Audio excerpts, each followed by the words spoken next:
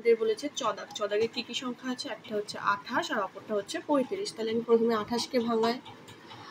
28-এর শেষে 8 থাকা মানে হচ্ছে জোড় সংখ্যা, এটা হচ্ছে জোড় সংখ্যা, ওই কারণে আমি এটাকে 2 দিয়ে দিতে পারবো। তাহলে 2 1-কে 2, 2 2-গুণে 4। এর শেষে আবার জোড় সংখ্যা আছে, তাহলে এটাকে আবার 2 দিয়ে যাবে। 7 2-গুণে 14, আবার 7-কে 7 দিয়ে যাবে, 7 1-কে 7। অতএব 28 সমান 2 গুণ 2 গুণ 7 গুণ 1। এরপর আসছে হচ্ছে 35। করি দেখি 35টাকে কি দিয়ে যাচ্ছে।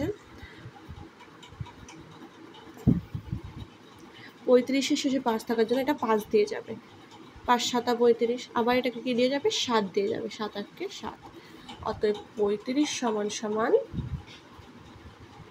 5 গুণ 7 গুণ 1। এবার এখানে কমন কি কি সংখ্যা আছে? 7 আছে, এখানেও 7 আছে, তাহলে এই দুটো কমন একই সংখ্যা দুজনেরই আছে। এখানেও এর আছে 1 আছে, এর এখানে 1 আছে। অতএব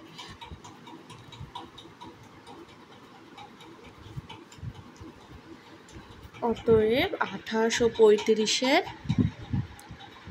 28 ও 35 এর সাধারণ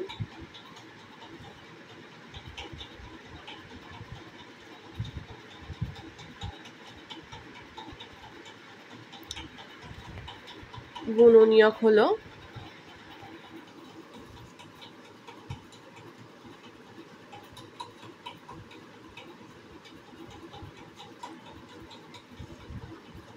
7 ও